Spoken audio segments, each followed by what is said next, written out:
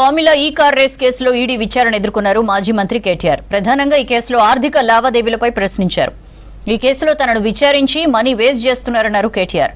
ఈ కేసులో విచారణకు ఎన్నిసార్లైనా అటెండ్ అవుతానన్నారు. ఇదే కేసులో ఇప్పటికే ఏసీబీ విచారణ కూడా ఇటీవలే ఫేస్ చేశారు కేటీఆర్.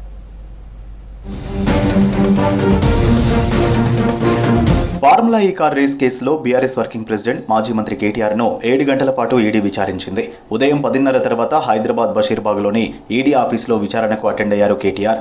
లీగల్ టీంకు అనుమతి లేకపోవడంతో ఒక్కరే ఈడీ ఆఫీసుకు వెళ్లారు.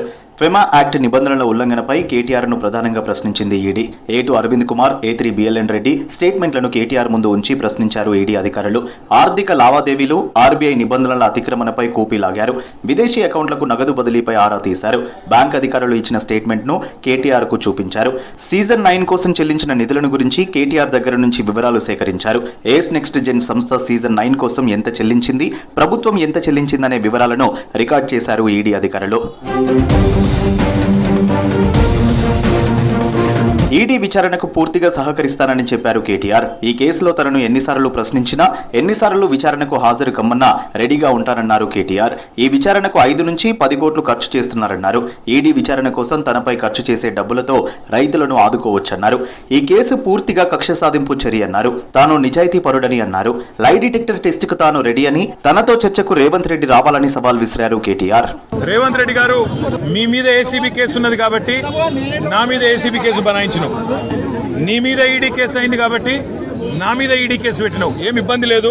నువ్వంటే దొరికినోనివి, నేనంటే నిజాయితీ పరుణ్ణి, ధైర్యం ఉన్నాను కాబట్టి ఎదుర్కొంటా. కానీ ఈ 5 కోట్లు 10 కోట్లు ప్రజాధనం ఏదైతే వృధా అవుతున్నదో ఆ 10 కోట్ల రూపాయలతో బ్రహ్మాండంగా ఇంకొక 500 మంది రైతులకు రుణమాఫీ చేయొచ్చు.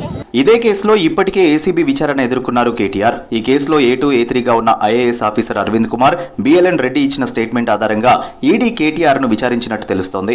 మరోవైపు ఫార్ములా ఈ ఆపరేషన్స్, MAUD, ఏస్ నెక్స్ట్ జెన్ మధ్య జరిగిన ఒప్పందాలకు సంబంధించిన డాక్యుమెంట్లను ఇప్పటికే మార్క్ చేశారు ఈడీ అధికారులు. హిమాయత్ నగర్ ఇండియన్ ఓవర్సీస్ బ్యాంక్లోని HMDA అకౌంట్స్ ట్రాన్సాక్షన్స్ పైనే ఫోకస్ చేశారు. ముఖ్యంగా బ్రిటన్లోని ఫార్ములా ఈ ఆపరేషన్స్ తో జరిగిన ఒప్పందాలు, ఆయా కంపెనీలకు రాష్ట్ర ప్రభుత్వం చేసిన చెల్లింపులపై ఆధారాలు సేకరిస్తున్నారు.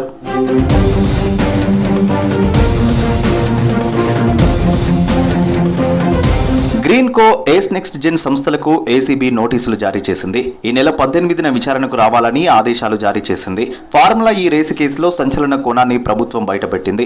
ఫార్ములా ఈ రేసు నిర్వహించిన గ్రీన్ కో కంపెనీ నుంచి బీఆర్ఎస్ కు భారీగా లబ్ధి చేకూరినట్టు తెలిసింది. బీఆర్ఎస్ నుంచి గ్రీన్ కో బాండ్లు కొన్నట్లు సమాచారం. ఈ డేటాను ప్రభుత్వం తాజాగా బయటపెట్టింది. బీఆర్ఎస్ నుంచి 49 కోట్ల విలువైన ఎన్నికల బాండ్లను గ్రీన్ కో కంపెనీ అనుబంధ సంస్థలు కొన్నట్లు తెలిసింది. 2022 ఏప్రిల్ 8 నుంచి అక్టోబర్ 10 మధ్య లావాదేవీలు జరిగాయి. ఈ కేసుకు సంబంధించిన చర్చలు మొదలైనప్పటి నుంచి లావాదేవీలు జరగడంపై అనుమానాలు వ్యక్తమవుతున్నాయి. ఈ నేపథ్యంలో ఏసీబీ నోటీసులు జారీ చేసింది.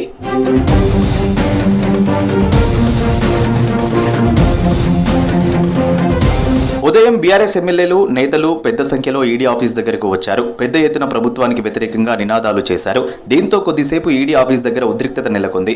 బీఆర్ఎస్ నేతలు, కార్యకర్తలు పోలీసులతో వాగ్వాదానికి దిగారు. భారీగా మోహరించిన పోలీసులు బీఆర్ఎస్ నేతలు, కార్యకర్తలను అక్కడి నుంచి పంపించారు.